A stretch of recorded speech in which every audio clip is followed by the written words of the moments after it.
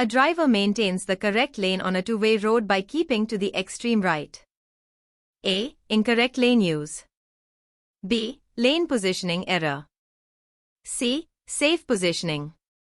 D. Inadequate braking distance. Answer: C.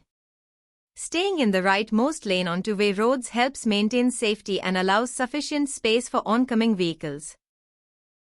A vehicle on a busy road demonstrates proper use of the indicator signal before changing lanes. A. Ignoring signals. B. Timely signaling. C. Abrupt lane changing. D. Speed reduction only. Answer: B. The handbook emphasizes that giving an early and clear signal is essential for safe lane changes.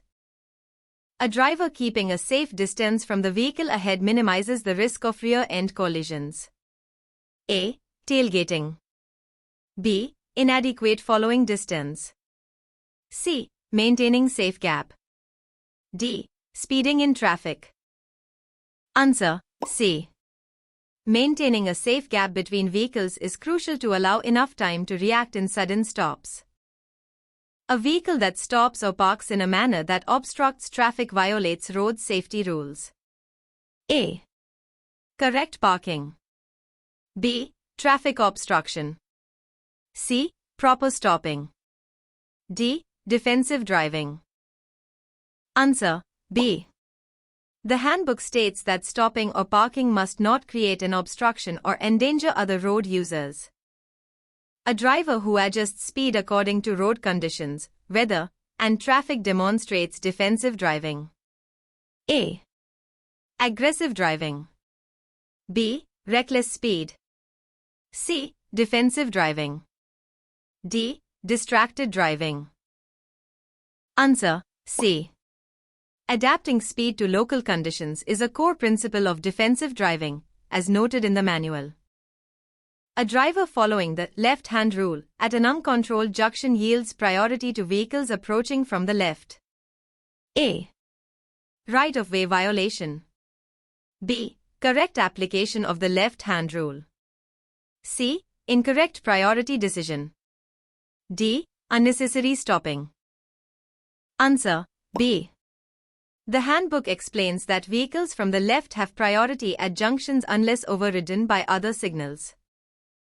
A vehicle on a priority road giving way to traffic entering from a smaller road is practicing the main road rule. A. Ignoring priority. B.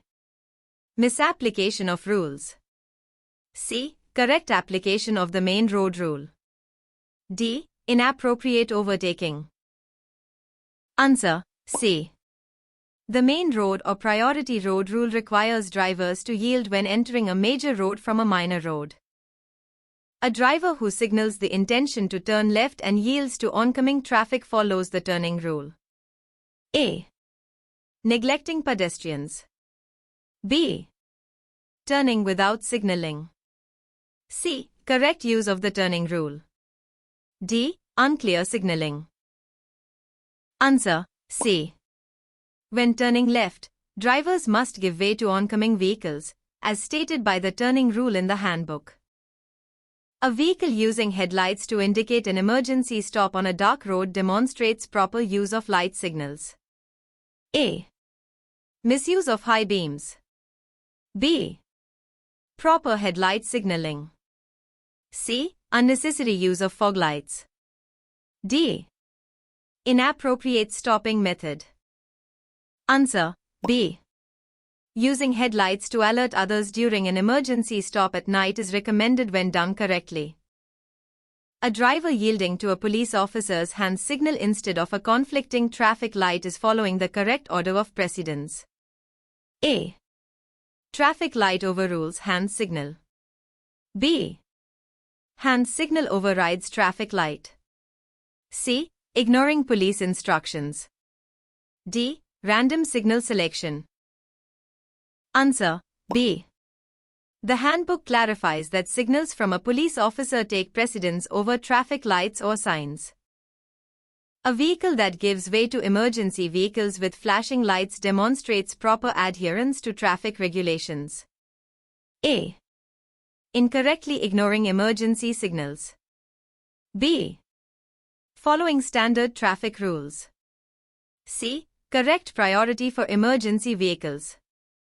D. Inappropriate overtaking. Answer: C. Emergency vehicles are allowed to override normal rules. Drivers must yield to their signals. A driver who maintains lane discipline on a motorway, including proper lane changes and fast lane usage, practices correct motorway etiquette. A. Uncontrolled lane changes. B. Hogging the fast lane. C. Appropriate lane discipline. D. Frequent unnecessary overtaking. Answer: C. Maintaining lane discipline and proper fast lane usage ensures safety on motorways. A driver who adapts their speed after entering a roundabout and signals appropriately is demonstrating correct city driving behavior. A. Abrupt lane changes. B. Unsafe roundabout exit. C. Proper roundabout technique. D. Disregarding signal rules. Answer: C. The handbook instructs drivers to signal when exiting a roundabout and to adapt their lane position accordingly. A driver scanning the road systematically using both central and peripheral vision is utilizing the correct scanning technique. A. Focusing only on the dashboard. B. Inadequate scanning of surroundings. C. Proper systematic scanning. D. Reliance on a single vision field. Answer: C. Effective scanning involves both central and peripheral vision to detect hazards, as outlined in the manual. A driver who avoids frequent lane changes and remains in the designated lane for the journey is following correct lane discipline. A. Constant lane switching. B. Erratic driving behavior. C. Appropriate lane adherence. D. Ignoring lane markings. Answer: C. Staying in the correct lane unless a change is necessary minimizes confusion and enhances safety. A driver who reduces speed when approaching a pedestrian crossing where pedestrians are waiting exemplifies proper courtesy and safety. A. Ignoring waiting pedestrians. B. Abrupt acceleration. C. Reducing speed for pedestrian safety. D. Maintaining high speed. Answer: C. Reducing speed at pedestrian crossings is essential to ensure the safety of unprotected road users. A driver stopping well before a junction or crossing when another vehicle is approaching illustrates the correct application of the exit or entering rule. A.